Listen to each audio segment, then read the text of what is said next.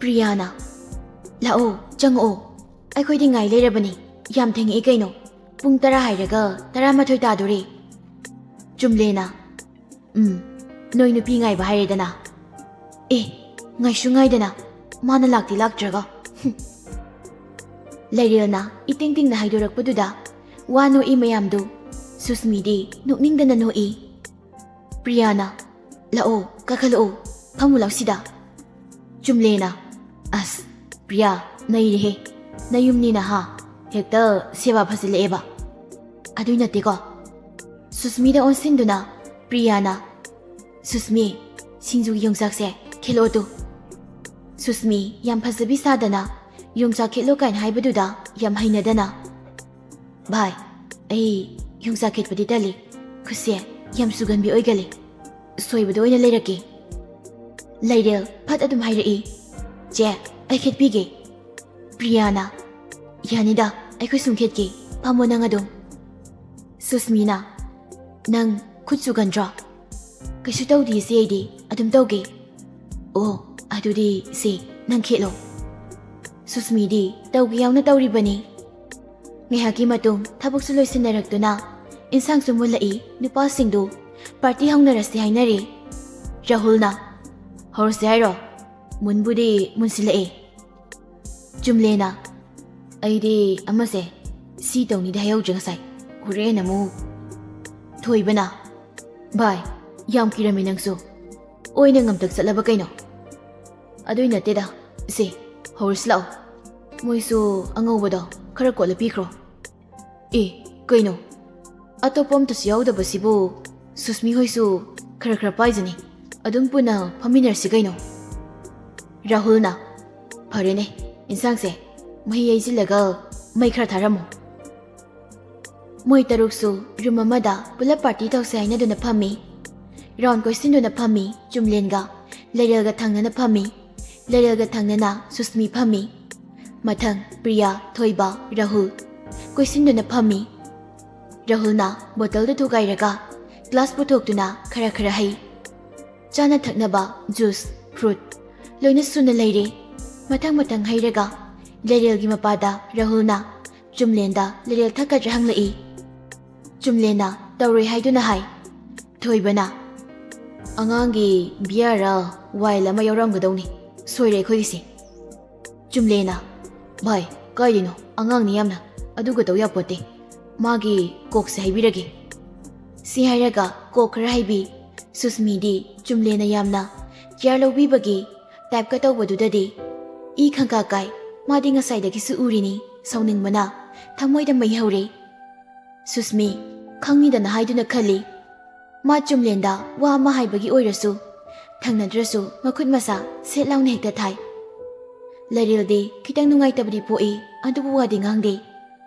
Susmina adudi hauzlase mayamdo ron amamam hainare Lairelgina kok oina tawre moi loina thaknare Pek mari manga surak padwaida mahi loina pangkhatnarei Susmi marol fairi Rahul ai handakti ko oni yanjarage pek to khara sawhalo mani thawai ki tawrini Rahul su hai dumak tawi pek to khara sauna haisilaga pirai mana kok to khara yam haisili aduga Lairel gi kok lairiba glass tu da sat on thok nei kanana su hojre mahi loina panari bani Lairel su Chumlen yenglingai magi glass on thok na khibidu khanghaujre Susmina Lairel haiba natro nang mingdo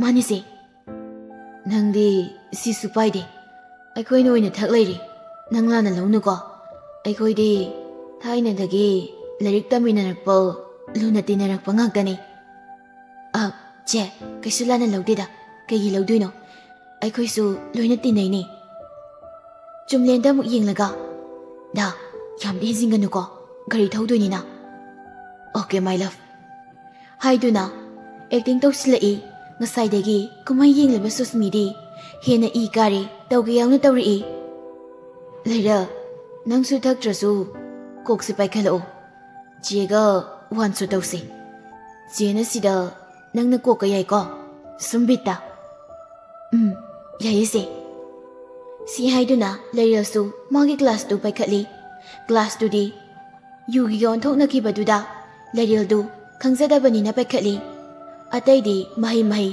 ꯂꯣꯏꯅ ꯉꯥꯎꯅꯔꯦ ꯐꯖꯔꯦ ꯁꯨꯁꯃꯤꯅ chess ꯂꯩꯔꯦꯜꯁꯨ ꯃꯥꯒꯤ ꯒ꯭ꯂꯥꯁꯇꯨ one ꯁꯣꯠ ꯍꯥꯏꯅ ꯊꯥꯡꯒꯠꯂꯒ ꯑꯃꯨꯛꯇ ꯊꯛꯈ꯭ꯔꯦ ꯃꯥ ꯈꯥꯇꯛꯇꯤ ꯆꯠꯂꯦ ꯈꯜꯂꯤ ꯑꯗꯨꯕꯨ ꯀꯩꯁꯨ ꯈꯪꯗ꯭ꯔꯦ ꯍꯥꯟꯅꯁꯨ ꯌꯨ ꯊꯛꯄ ꯃꯤ ꯑꯣꯏꯗꯕꯒꯤ ꯇꯦꯁꯇꯨ ꯃꯥꯅꯗꯤ ꯀꯌꯥꯗꯤ ꯍꯩꯅꯗꯦ ꯁꯨꯁꯃꯤꯗꯤ ꯒ꯭ꯂꯥꯁꯇꯨ ꯊꯛꯅ ꯎꯁꯤꯠꯇꯅ ꯅꯣꯛꯏ ꯂꯩꯔꯦꯜ ꯊꯛꯄ ꯂꯣꯏꯔꯒ ꯒ꯭ꯂꯥꯁꯇꯨ ꯃꯈꯥꯗ ꯈꯪꯊꯥ ꯊꯥꯗꯔꯛꯏ ꯀꯣꯛꯇꯣ ꯀꯩꯅꯣꯃꯗꯤ ꯏꯇꯧ ꯇꯧꯔꯛꯏ ꯃꯁꯥꯗꯨꯁꯨ ꯀꯩꯅꯣꯝ ꯇꯧꯔꯛꯏ ꯃꯁꯥꯗ ꯕ꯭ꯂꯔ ꯆꯠꯂꯛꯏ ꯆꯨꯝꯂꯦꯟꯒ ꯔꯥꯍꯨꯜꯒꯗꯤ ꯏꯟꯁꯥꯡ ꯃꯩ ꯃꯨꯠꯊꯠꯂꯨꯁꯦ ꯍꯥꯏꯗꯨꯅ ꯍꯧꯒꯠꯈ꯭ꯔꯦ ꯉꯥꯎꯔꯕꯅꯤ ꯑꯅꯤꯗꯨꯁꯨ ꯁꯨꯁꯃꯤꯗꯤ ꯂꯩꯔꯦꯜꯒꯤ ꯃꯑꯣꯡꯗꯣ ꯈꯪꯕꯅꯤꯅ ꯎꯁꯤꯠꯇꯅ ꯌꯦꯡꯂꯒ ꯂꯩ ꯑꯃꯨꯛꯀꯁꯨ ꯒ꯭ꯂꯥꯁꯇꯨꯗ ꯍꯩꯗꯨꯅ ꯂꯩꯔꯦꯜꯗ ꯄꯤꯁꯤꯜꯂꯛꯏ ꯂꯩꯔꯦꯜ ꯀꯩꯗꯧꯔꯒꯦ ꯁꯦ ꯀꯣꯛꯁꯤ ꯅꯪꯒꯤ ꯂꯩꯔꯦꯜꯁꯨ ꯒ꯭ꯌꯥꯟ ꯃꯦꯡ ꯃꯥꯡꯂꯒ ꯒ꯭ꯂꯥꯁꯇꯨ ꯄꯥꯏꯈꯠꯂꯤ ꯑꯗꯨꯒ ꯑꯃꯨꯛ ꯊꯛꯆꯤꯜꯂꯤ ꯇꯦꯁꯇꯤ ꯀꯣꯛꯀ ꯌꯥꯜꯂꯕꯅꯤꯅ ꯑꯗꯨꯝ ꯈꯪꯗ꯭ꯔꯦ ꯂꯩꯔꯦꯜ ꯃꯁꯥꯗꯨ ꯃꯀꯣꯛ ꯉꯥꯎꯕ ꯍꯦꯟꯃꯟꯗꯅ ꯀꯩꯅꯣꯝꯃ ꯇꯧꯔꯦ ꯁꯨꯁꯃꯤꯁꯨ ꯃꯀꯣꯛꯄꯨꯗꯤ ꯉꯝꯗ꯭ꯔꯕꯅꯤ ꯄꯨꯕꯗꯣ ꯀꯂꯛꯄꯣꯏ ꯆꯥꯛꯄꯣꯏ ꯇꯧꯔꯤ ꯃꯥꯁꯨ ꯃꯈꯥꯗ ꯍꯥꯏꯗꯈ꯭ꯔꯦ ꯆꯨꯝꯂꯦꯟꯒ ꯔꯥꯍꯨꯜꯒ ꯆꯪꯂꯛꯄꯗ ꯃꯍꯩ ꯂꯣꯏꯅ ꯇꯨ ꯂꯩꯔꯝꯃꯤ ꯂꯩꯔꯦꯜꯁꯨ ꯃꯀꯣꯛꯇꯣ ꯉꯥꯎꯔꯒ ꯍꯥꯏꯒꯠꯄꯗꯨꯗ ꯆꯨꯝꯂꯦꯅ ꯀꯩꯗꯧꯔꯦ ꯂꯩꯔꯦꯜ ꯃꯀꯣꯛꯇꯨ ꯄꯥꯏꯔꯒ ꯃꯆꯤꯟꯗ ꯑꯣꯒꯦ ꯇꯧꯔꯛꯄꯗꯨꯗ ꯆꯨꯝꯂꯦꯟ ꯄꯥꯈꯠꯂꯤ ꯂꯩꯔꯦꯜꯗꯨ ꯀꯩꯅꯣꯝꯃ ꯇꯧꯔꯦ ꯈꯪꯉꯤ ꯔꯥꯍꯨꯜꯅ ꯚꯥꯏ ꯀꯩꯅꯣꯝ ꯇꯧꯔꯦ ꯃꯁꯥꯁꯤ ꯑꯣꯅꯤꯡꯕ ꯃꯥꯜꯂꯤ ꯊꯪꯅꯕ ꯀꯥꯁꯦ ꯃꯣꯏꯒꯤ ꯒꯦꯁ ꯔꯨꯝꯅꯤ ꯁꯤꯗ ꯕꯥꯠꯔꯨꯝ ꯇꯣꯏꯂꯦꯠ ꯌꯥꯎꯕꯅꯤ ꯑꯝꯇ ꯄꯨꯁꯤꯜꯂꯨ ꯆꯪꯉꯣ ꯑꯁꯤ ꯍꯥꯏꯗꯨꯅ ꯂꯩꯔꯦꯜꯕꯨ ꯆꯨꯝꯂꯦꯅ ꯀꯥꯗꯨꯗ ꯁꯝꯗꯨꯅ ꯄꯨꯁꯤꯜꯂꯛꯏ ꯂꯩꯔꯦꯜ ꯃꯀꯣꯛ ꯉꯥꯎꯕꯗꯨ ꯄꯨꯕ ꯉꯝꯗ꯭ꯔꯦ ꯆꯨꯝꯂꯦꯅ ꯁꯧꯕꯤꯗꯨꯅ ꯀꯥꯗꯨ ꯇꯞꯅ ꯄꯨꯔꯛꯏ ꯕꯥꯠꯔꯨꯝꯗ ꯄꯨꯁꯤꯟꯕꯤꯗꯨꯅ ꯑꯣꯊꯣꯛꯍꯜꯂꯤ ꯃꯀꯣꯛꯇꯨꯗꯁꯨ ꯏꯁꯤꯡ ꯈꯔ ꯊꯥꯕꯤꯔꯤ ꯗꯣꯟ ꯀꯩꯗꯧꯔꯒꯦ ꯀꯩꯗꯧꯔꯒꯦ ꯃꯤ ꯗꯣꯟ ꯂꯩꯔꯦꯜ ꯇꯞꯅ ꯈꯪꯗꯦ ꯀꯣꯛꯁꯦ ꯀꯩꯅꯣꯝ ꯇꯧꯔꯦ ꯉꯥꯎꯔꯦ ꯍꯧꯒꯠꯂꯣ ꯉꯥꯏꯍꯥꯛꯇꯪ ꯐꯝꯃꯨ ꯂꯥꯛꯑꯣ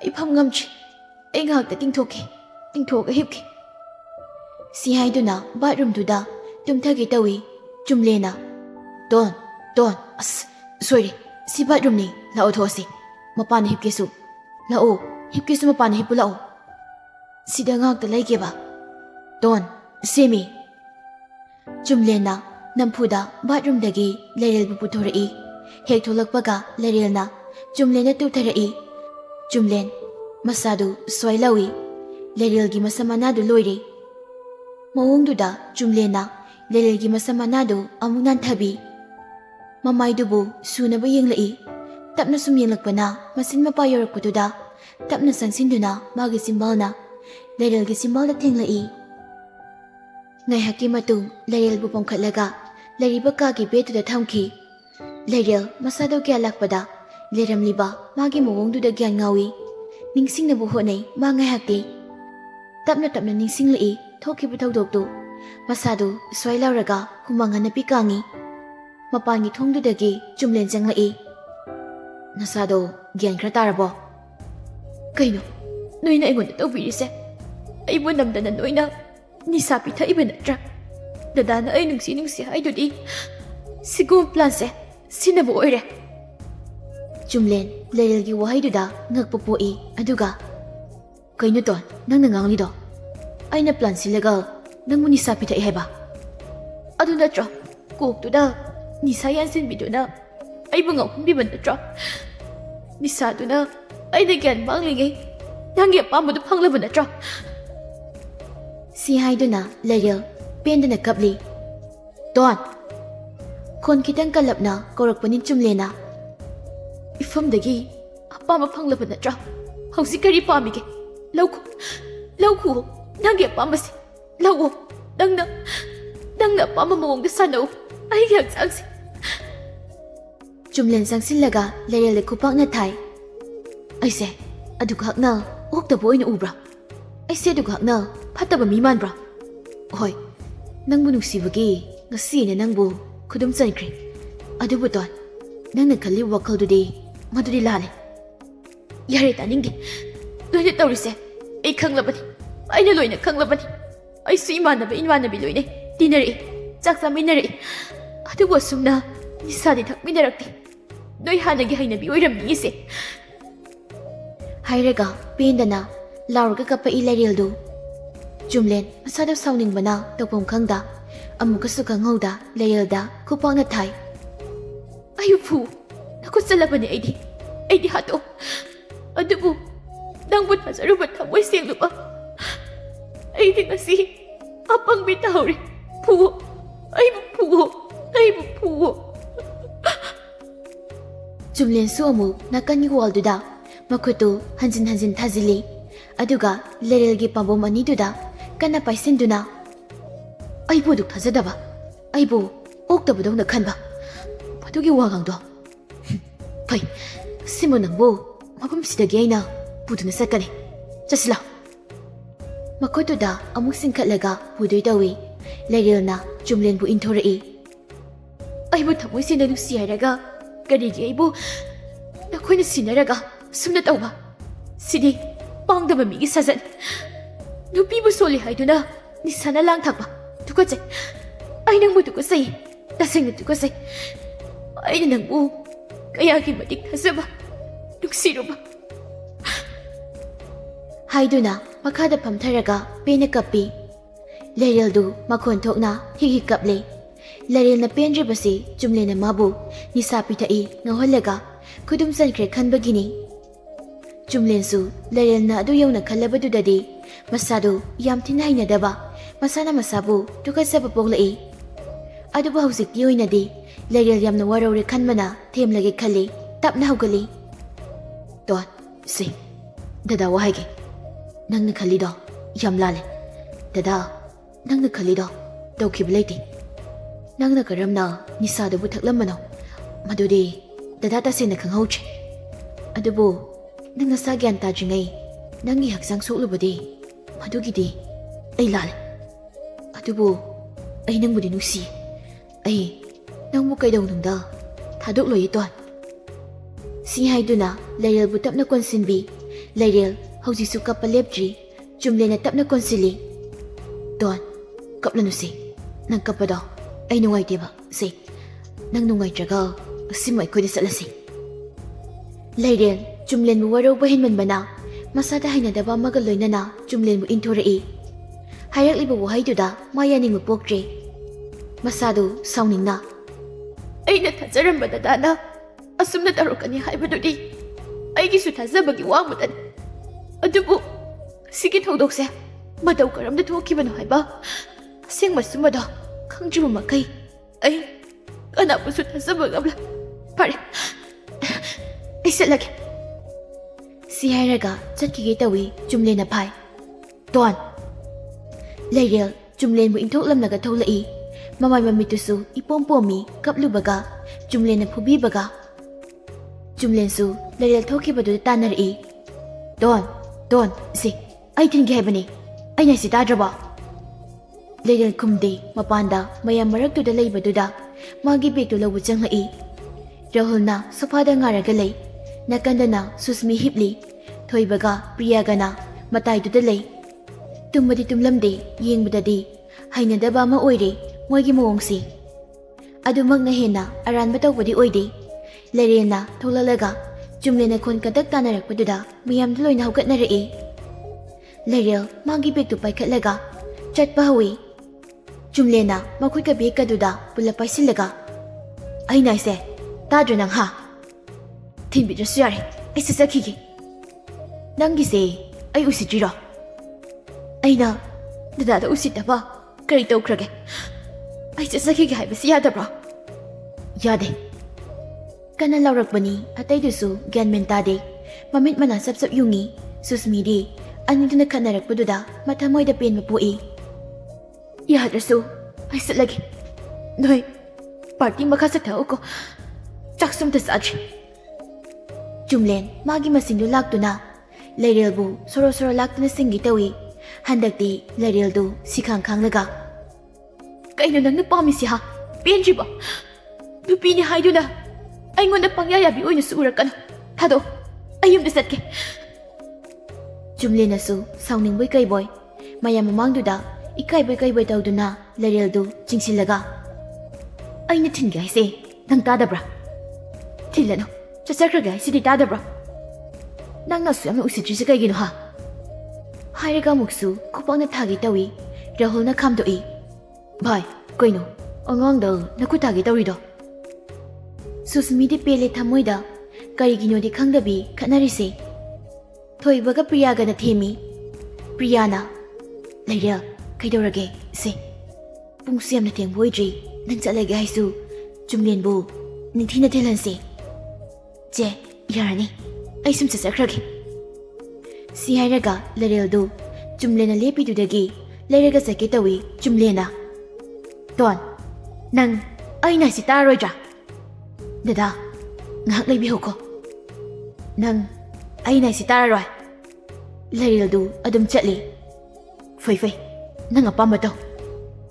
Si hairaga Jumlensu sophadada git phamthai. Susmidi nungaibana loire. Priyana chatkiba Lereluda amuk yeng. Aduga Jumlenda tapnairai. Jumlen, kaigino Lerelna yam saung sakriduba. Angangse mamay mamisu pungpumi. Kari hainarino. Jumlen kumde masama tanda sauning na pami. Sumpam lambadagi manakta lairiba yubodaldu tapay katlaga tanggalaga thai aduga. Ngasi Lerelda kanana yubitake.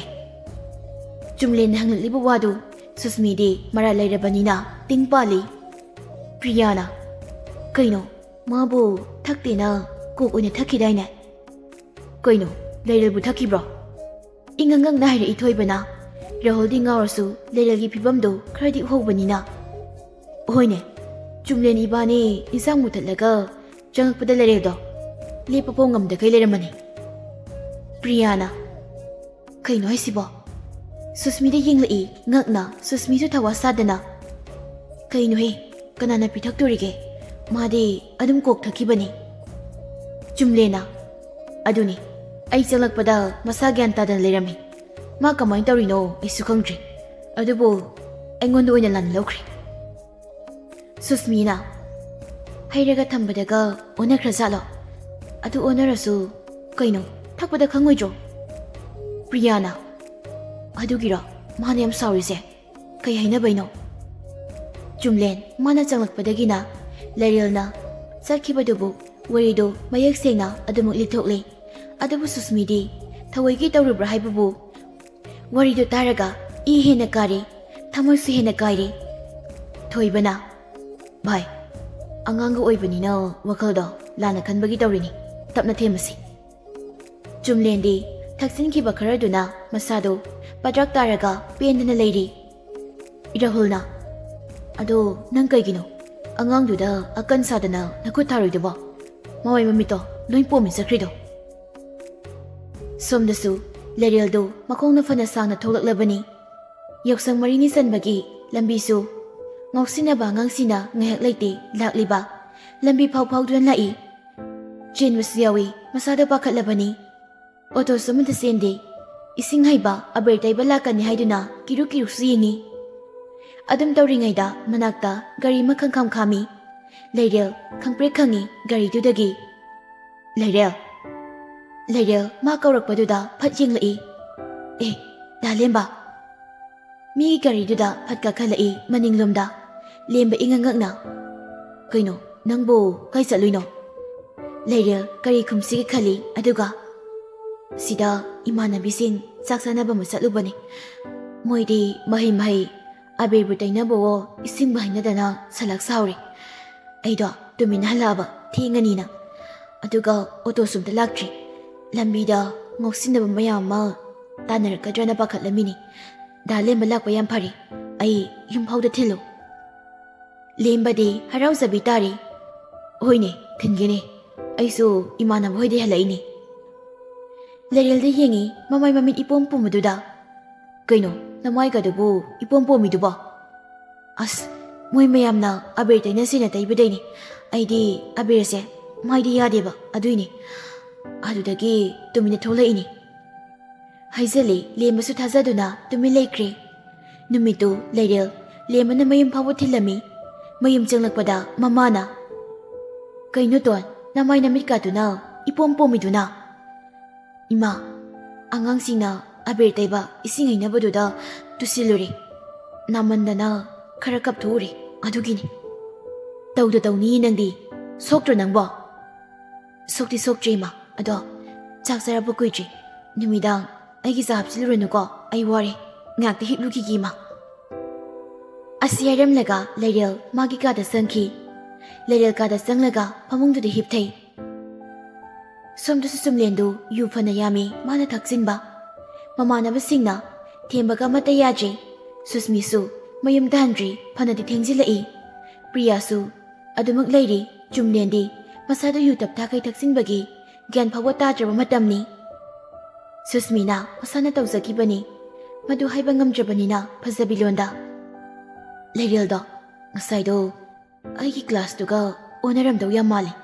Noi loina ngawnaraga Rahulga Chumlenga insang muthaluni thokibada. Ade kanduda last ibani thakchinakibani. Ada kamaina mana mahau khangdrino paktreda masu. Wahaiduda asing musumlendu satyinglai. Ma haifet Susmida singnaki. Priyana as aduni yam tale. Noyani khatnanab sinboina thokre. Adugu sapmanakri tawrisi. Chumlen masada nisa phatana di palabani adubu dum khumlai. Ngasi ma ngahak nungai tabaini. Noi kaisu khanjiluranu. Ai tamna themlagi. Aina tawboina khankri. Thoibana nupi ani dolo onsilaga. Noi sanaba tawro ai thilagi. Chumlen se itawro hulga ngahak leiramu. Ani simta thilukigi. Susmina yagadra. Chatningdribagi haibani Susmina. Priyana Parini dudi koyani hana thilalasi Susmi. Chak samina sin silega chak sumda samina dretarisi. Thoibana kaideno salage sang sisi. Priyana angangdo nungairamuri torido kamain torisa nomi. Maido glass to ona dana thakrabasa laba. Khangchi gyanta dreda. Priya Susmi sang silega chumlena salaga hiramlaga thoibana thinkri. Chumleni somda masado pendabaga nungaitabagana makada olaga leiri. Phondu leirel da tawri. Leirel somna fola e khangna khangna paiba kaubudi leidi. Adum ungduna lei. Leirel di kapambadagi masada waraktuna tumthakri. Chumlendi tumduna dum leiri. Mayumda suhandri. Mamana phone torakpasu paikate. Thoibada amuk torakpadagi moida leiri haiduna khumli. Chumlen masana masada hainadaba waraubaga loinana leirilna magi thamoibu hena thazabikhidabaduda mathanta pendabana pikthali tapna aina adu nungsiba aduga mana aibu lana loba si haiduna phone du mulak tholaga phone tawsili pairaktrabadudadi mafu awgalaga thoki tawbada Rahulna bai kaidano hauji thengla kansida imanasu yumdagi phone tawra amani Aikoina sida puna leiri haikrabani. Hai nongalaga phazna salo. Chumlendu tadi adum tholai. Garidu thawdokhraga lai. Thoibaga Rahulgana khamasu yadri. Chumlen leiril hoi tamna lai. Leiril hoi ki thonga yoroktuna garidagi kumtharaktuna gate tamna sanglai. Gate lolambaduda tawpam khangde phone do mukusu tawsili pairakte upai leitre chumlendu. Ayuki matamni Mama laibi haugatuna lightingi thabak loikre leiril sogalaga masu tholai magi tamo sauna getagi khabar lausila o haiduna thongalamla tholai ayu angan mu oibagi mana geto hangdurakpaga chapsana chumleni garidu kamlaga leibudu urai get hangdurakpagi makholduda chumlensu satyang-lai leiril makhada taramliba khabardo paikhatlaga ma phatsangki ge tawbada Don